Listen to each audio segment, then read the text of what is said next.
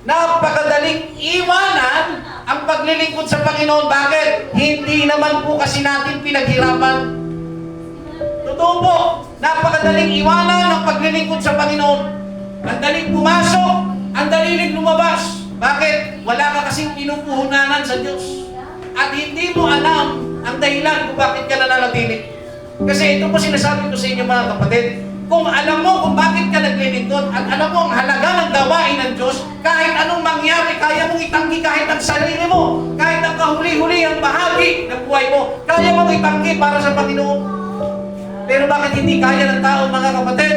Dahil mas mahalaga ang kanyang sarili. Sarili muna, tulog muna, gana muna, tsaka ng Panginoon.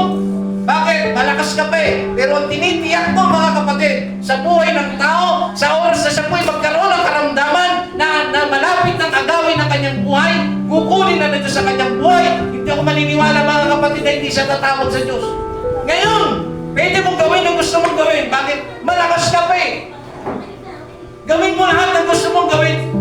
Pero isang tinitiyak mo sa iyo, kapatid, hanggat hindi mo kayang tanggihan ang sarili mo, hanggat hindi mo kayang magsakripisyo para sa Panginoon, huwag mong sabihin na ikaw ay alagad ng Diyos. Dahil ang alagad ng Panginoon, kahit sa kagutuman, mananatiling maglilingkod niya. Minsan, hindi ako atin ng service, nakakagutom kasi dyan, wala namang pagkain dyan. Atin ka ba ng outreach? Hindi gagawin ako eh. Bakit madali tumanggi? Kasi hindi kasi natin naiintindihan ang halaga ng mga kaluluwang pinupuntahan. Hindi natin alam mga kapatid at naiintindihan ang halaga ng tinatawag na paglilingkod sa Panginoon. Ang sino man nagpapawalang halaga sa gawain ng Panginoon, hindi po tayo pwedeng tawaging alagad ng Diyos. Ang ira po natin ay panay pride. Pag nasaktan, pag hindi nagustuhan, iiwan ang paglilingkod sa Diyos.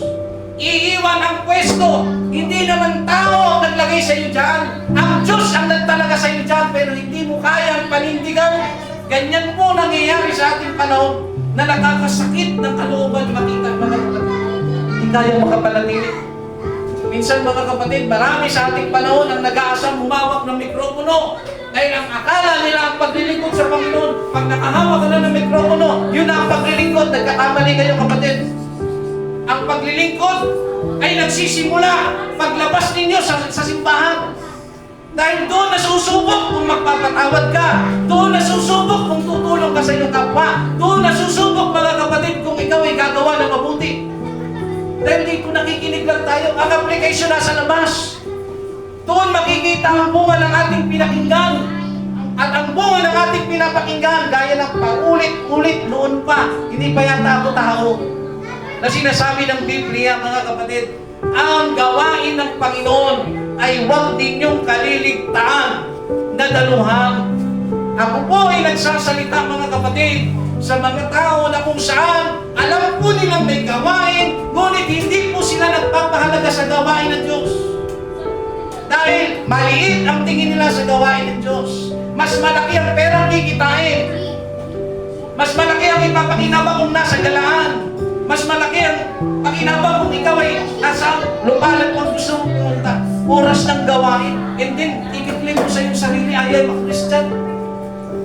Ipoproclaim mo, Christian ako, marami akong nalalaman sa talata ng Biblia. Ang pinaka-basic mga kapatid na pwede mo sanang ikalakas ay ang pagdalo pero hindi mo ginagawa.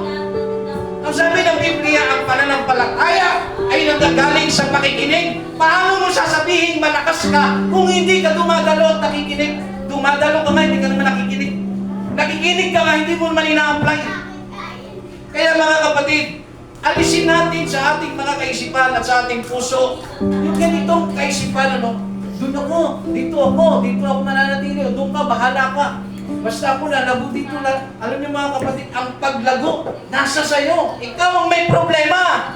Kahit saan ka pumunta, kung ikaw po ay may problema sa iyong attitude, hindi ka pa rin magtatagumpay. Ikaw ang may problema.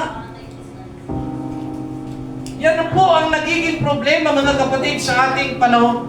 Hindi kayang itanggi ang sarili. Minsan girlfriend pa nga eh. Kasintabi sa may mga kasintahan, mas mahalaga pa ang kasintahan kaysa maglingkod sa Panginoon. May mga pagkakataon, pakinggan nyo, pagkakataon na makapaglingkod ka sa pamamagitan ng ambagan dahil meron tayong gagawin para sa Panginoon. Hindi mo kayang mag-ambag, pero sa iyong kasintahan, kahit magkano, kahit iPhone, ibibigay mo. Bakit? Mahal na mahal mo eh. Alam mo yung halaga ng pag-ibig mo sa Kanya. Pero marami sa ating panahon hindi nalalaman at hindi po nila nalalaman, mga kapatid na maigi, ang halaga ng tinatawag na pagmamahal sa Diyos. Alam nyo, pag kayo po ay inilagay bilang leader, may malaking responsibilidad. At sa pagiging leader, hindi lahat mapiplis mo. Hindi lahat papabor sa'yo. Hindi lahat matutuwa sa'yo. Gaya nga ni Kristo, sabi nga, walang aliping hihigit sa Kanyang Panginoon. Kung ano ang tinatas ko, mararanasan nyo. Sabi ng Panginoon. So kung mayroon kang nararanasan pressure bilang leader, natural nyo.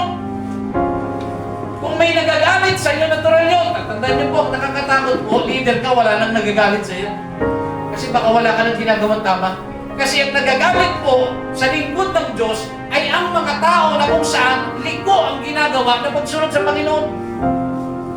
Kung ang leader ay nagsasalita sa ikabubuti at may nagagalit, effective ka. Kasi kung lahat ng membro umagri lagi sa sinasabi mo, baka wala ka na may ginagawang tama.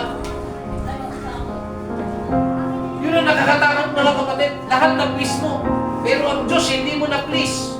Bakit? Sumasakayon ka na lang sa boses ng tao. Hindi mo na naririnig ang boses ng Diyos na pinaglilingkuran mo.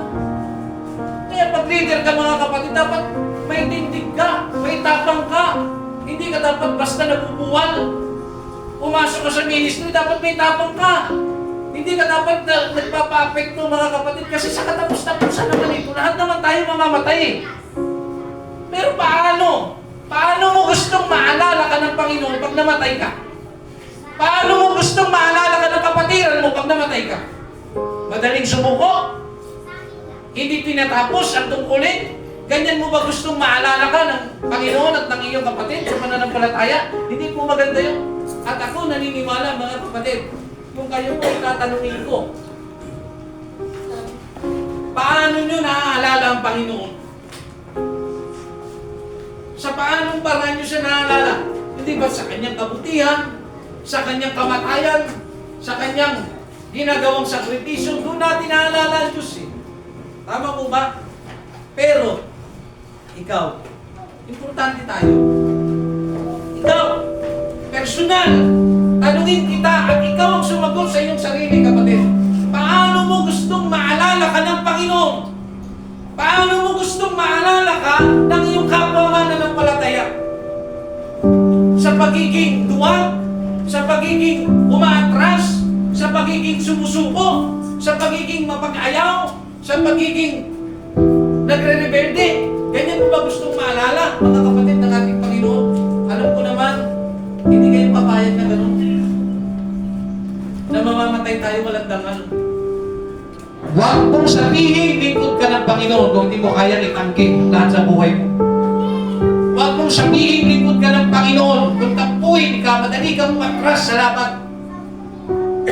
Dapat matibay ka, kapatid. Imagine nyo na lang kung lahat ng apostol, kasing rupok natin, wala nang nasulat na epistle, wala nang nasulat na Bible. Pero bakit sila nakapagsulat? Dahil nagpatuloy sila na lumaban. Lumaban sila hanggang kamatayan. Kaya nga, mga kapatid, ito rin ang aking hamon sa inyo. Maraming iyaking Kristiyano ngayon. Ano ibig sabihin? Umiiyak sila. Bakit daw babae ang nangangaral? Bakit daw may babae nagiging leader? Mga kapatid, ang lakas mong umiyak na bakit nangangaral sila? Hindi nyo ba napuna sa ating panahon, walang nagpapakalalaki para sa Diyos? At yung mga babae, sila yung may availability, sila yung mayroong puso na maglingkod sa Diyos, tapos may questionin ng mga lalaki na iyakin. Tapos sasabihin mo, hindi dapat nangangaral ang babae. Eh, ikaw nga eh. Ikaw nga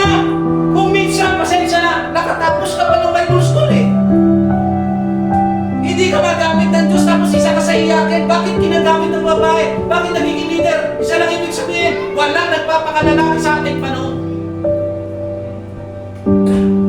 Sabi ni Brother Lenny, be a man. Magpakalalaki ka. Take a lead. Yan ang aming tema eh. Kung walang gusto na mag-take ng lead, kung ikaw ang nakakaintindi, tumayo ka para sa Diyos. Huwag nating sisihin at questionin kung may mga babae na nangarap sa ating panahon dahil konti na lang ang lalaki na may puso na maglingkod ng totoo sa Diyos. At ang babae ang pinaka may malaking availability na gumawa para sa Diyos. Ngayon, kung gusto nating mabago ang sistema, magpakalalaki tayo mga kapatid. Magpakalalaki kayo. Mangaral kayo. Tumayo kayo. Kasi hindi naman sila mapahihintulutan ng Diyos eh. Kasi ako naniniwala, napapahintulot ng Diyos sa mga bagay-bagay dahil minsan may mga kakulangan. At walang ibang pwedeng gamitin sa sitwasyon na yun, kundi yun. Kung sino yung nandun. Ang tunay na lingkod ng Panginoon, hindi po yan aalis kahit anong mangyari. Isipin niyo po, pakinggan niyo po, pangalanan mo sarili mo. Kapag ikaw ay inilagay ng Diyos sa isang sitwasyon, hindi siya nagkamali kung saan kanya inilagay. Pakinggan niyo po ulit, kapag inilagay ka ng Diyos sa isang sitwasyon, kung yan man ay leader, kung yan man mga kapatid ay mga tungkulin, hindi nagkamali ang Diyos ng pagpili sa iyo kung bakit nandiyan ka. Pero nangyayari mga kapatid, nagiging mukhang nagkakamali ang Diyos dahil hindi rin natin pinipili ang bagay na pinili ng Diyos para sa atin. Inilagay ka ng Panginoon dyan. Sa kung saan naroon ka, Diyos ang nagtalaga. At ang Diyos dapat ang magtatanggal sa iyo. Pero minsan, inuunahan natin ang Diyos. Hindi tayo nagpapakalalaki mga kapatid. Pasensya na, talagang masakit. Pero ito po mga kapatid ang katotohanan na dapat natin harapin, na dapat natin marinig, na dapat natin pag-ukulan ng pansin, na dapat natin pagsisihan sa ating pagtawag sa ating Panginoon ngayon. Na nagtataas ng kamay at nagsasabing, patawad o Diyos. Dahil hindi ako naging lingkod sa pagiging lingkod na inaasahan mo.